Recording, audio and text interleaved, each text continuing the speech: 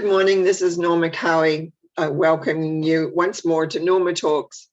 Now, I'm wearing green today because tomorrow is St. Patrick's Day.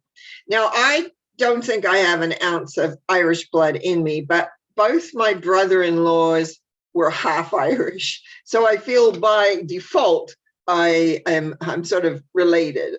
And although I haven't visited Ireland, friends of mine have, and I know it's very similar to New Zealand where I grew up, very green, very rolling hills with, we have volcanoes and we have some mountains for sure, especially in the South Island, but it's the world in a way through immigration, through friendships, through awarenesses has become smaller. And especially today with technology, you can, I talk to my New Zealand family whenever I really want to. We talk on Messenger. There's loads of things in which we communicate in our world. And I guess we're spoiled because when I think of my grandparents, I was born late and my dad was a fifth child. So my grandparents left England to go to Australia. In fact, my dad was born in Sydney just after they were born. And my children have 4 grandparents, all born in different parts of the world, all British worlds, England, Canada, New Zealand, and Australia, all Commonwealth countries, all British Commonwealth countries. I always find my grandmother had my father 3 days after she arrived after a long sea trip, and then that was her 5th child that was alive. She had already had some in England that had died. But anyway, life is spread out through the world. And even though sometimes we have divisions in that world and we kind of, we've evolved into different countries, and I've been privileged enough to travel quite a bit in this life and seen many countries as well. Not Ireland, unfortunately, didn't make it to Ireland. So what am I saying? The world is smaller now than it's ever been. And sometimes we forget that these lines that were created through wars and through other elements that created boundaries. And then we meet as people.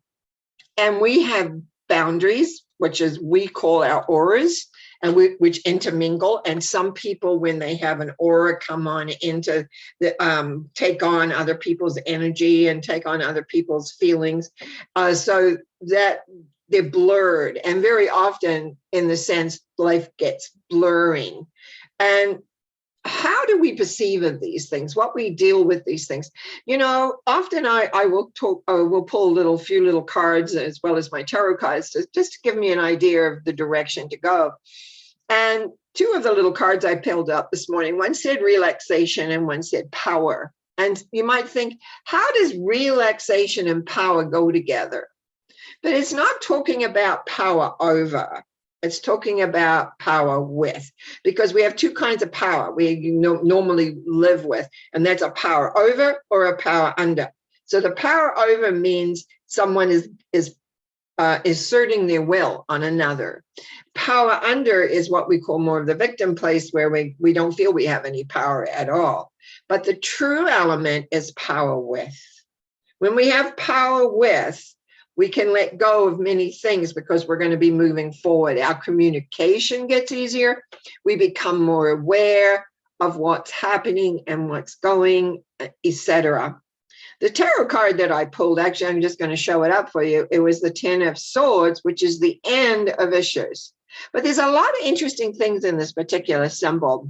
Now, I always teach people when they're reading tarot to look where their eye goes. In the front of this particular symbol, the man's hand, and I'll put this really close, forms a symbol which we see in two other symbols, 6 of Pentacles and the Hierophant. And it just shows that there is a sense of knowing, a sense of awareness. And also, there's a new dawn coming. If you, my eye very often in this symbol doesn't hardly sees the swords, which is the ending. This is about ending. This is about things coming to an end, overwhelmed. But then you've got the sea of life, very calm. And then you've got some hills, and you've got the sunrise coming, or the sun pushing back the darkness. What do we do when things come to an end? What do we do? How do we accept that? How do we move forward? Now, in the movement forward of anything is that we, first of all, I think we have to have some form of vision of where we're heading and where we're going. So what's happening on the inside? Where are we heading on the inside? Power comes from knowing who you are. There is a power about it. But if you have to have power over, usually you're insecure inside. The inside is not relaxed, as I'll take that term there. It's not relaxed. You're not just being who you are. We often perhaps don't meet certain criteria of what people are expecting of us. And that brings up a point of how the inner vision works. I am privileged that I have been able to read for a lot of people over the years. And one of the things I discovered is very often I'll have people come to see me that are having problems with their children, adult children. Now, let's just take, and this is just off the top of my head, it's not thinking of anybody specifically, but let's just take, I've got a 50, say middle 50s lady having trouble with her, let's see, 30, late 30s. Yeah, she would have to be in his mid 30s. I'm trying to think, I know, get my ages so when we're not having them when they're 6. But let's say we've got a child that's in their mid 30s, we'll say, I should say. And they're not being responsible.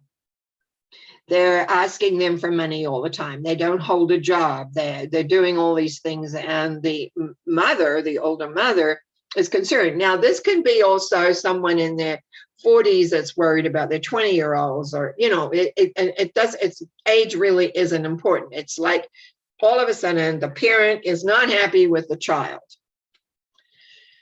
Except they're not a child anymore. They're an adult. So one of the exercises I suggest we do, I ask this question, just close your eyes, think of the person in your mind's eye. How old are they? Now, I would bet money on this if I was a gambler, but I'm not. Well, not really. So I would bet that 99.9% of the time, if they're honest, not everyone is honest with themselves, but if they're honest, they're going to have that adult person as a child, maybe 5, maybe 10, maybe 16. But they're not those ages. Let's take I just want to use the ages, let's say 42. Let's just say that. We'll forget how old the parent is.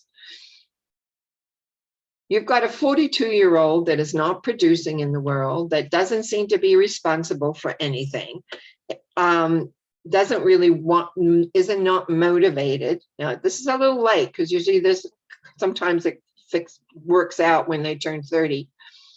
So what you ask the mother, because usually it's the mother I work with, how old is the child inside their mind? 16.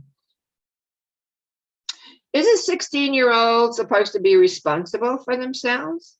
Is a 16-year-old committed to a path in life, a job, a relationship, or whatever? Not normally. So how do we change that? The mother, and there's a have to here, has to grow them up inside. Now, the unfortunate thing is that the mother, in a way, is also committed to having that the adult be dependent on her until she's now fed up with it. But the thing is that you really need to take a look in all your relationships to see if they're internal pictures match the external world. If you have a communication problem, if you have, you're just frustrated because you're not getting the results, or you're not seeing the results in people that you care about's lives, check how old you have them in your mind. Because when they are around, now the thinker it is just not just your mind, but it's just that when they get around in your energy, even if they think of you and they live hundreds of miles away, they will feel the age that you have them as. So think about that.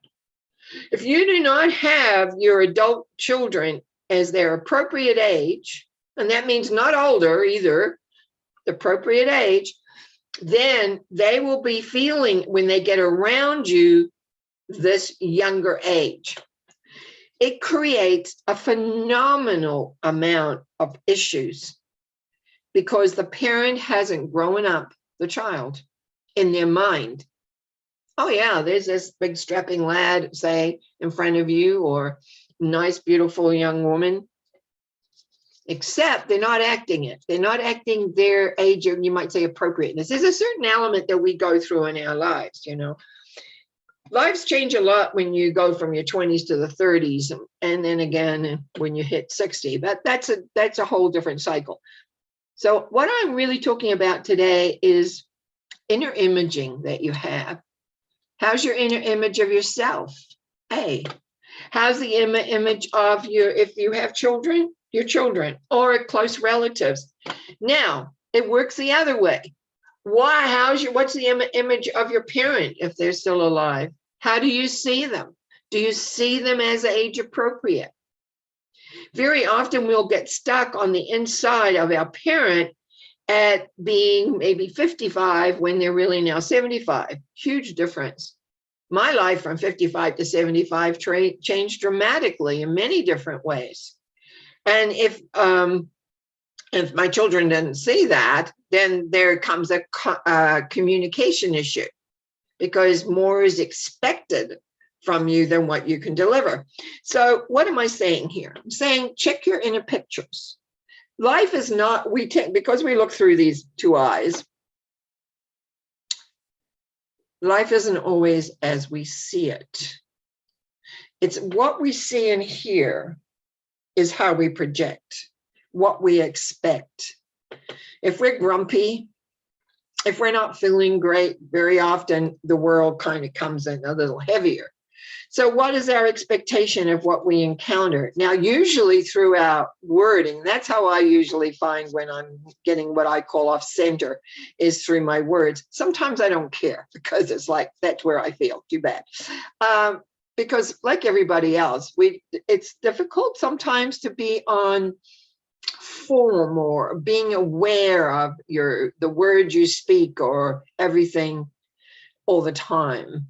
Now, when I'm doing consultations for people, transformation work, readings, whatever, I'm very aware of what I'm saying, because half the time I'm sort of channeling as well. But in my personal world, very often I speak without thinking. And sometimes that can be complicated. I have to think, oh my goodness, where?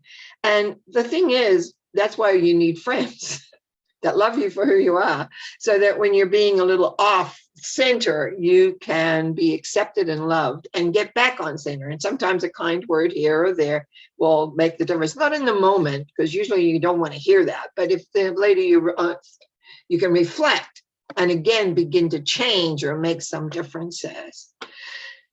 So here we are tomorrow celebrating St. Patrick's Day.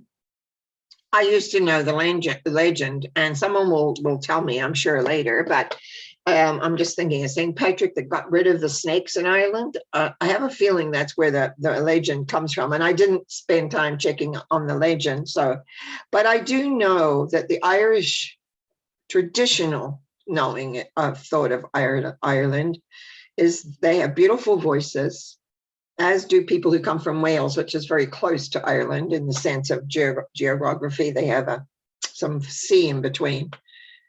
But they're very fanciful. They're very aware of the fairies. They're very aware of many things through history. That's one of the things that came through. as I have not been to Ireland, I don't know if that mystical element is still there in their people, but I believe it is, because I know people that take tours there, because they have many, many mystical elements. So where do we find our mysticism in our lives now? Where do we find the beauty and the love and the element that deals with elementals and fairies and unseen beings? Because they exist. They're there. I know every now and again I run across a person and I say, you know, it's like you have fairy energy. And they think I'm crazy. But you know what? That has come through mostly when I've been doing channeling sessions for groups. And all of a sudden, their guide that would be speaking through me says, you have fairy blood. And they always know.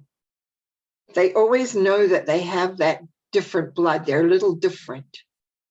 And one of the elements with fairy blood, so I began to not really, you know, I just channel, I was, oh, that's interesting. That's it. And people used to say, yeah, I know. And they usually talk about their artistic value, whether they paint or something else with artistic elements.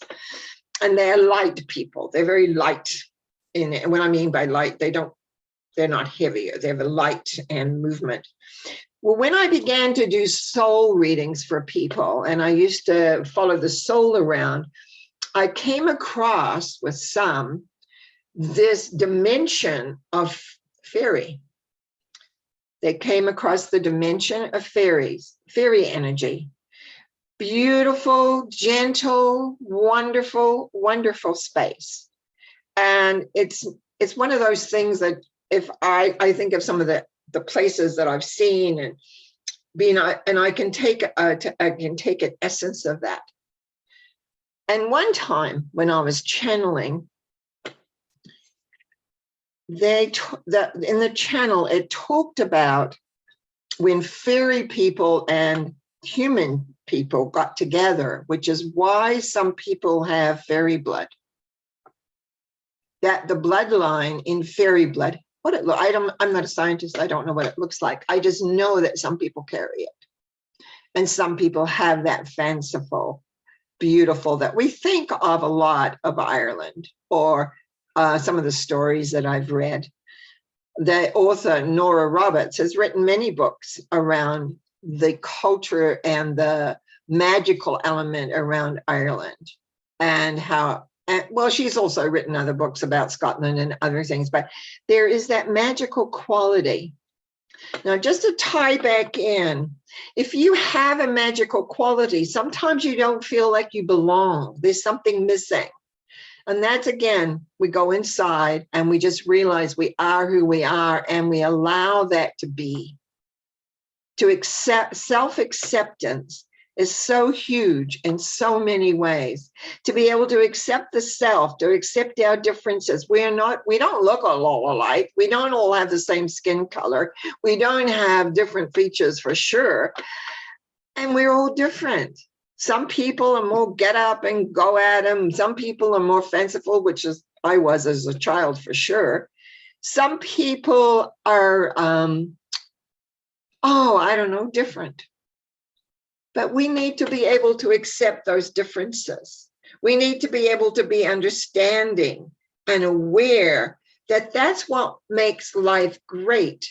Do you know, I was going to say olden days, because most of these I know there's more crafters out there doing this, but they used to make patchwork quilts from bits and pieces, and they would make these beautiful quilts that they would give to a bride for her bed and they weren't like all the same, or like they were beautiful in all the complexities.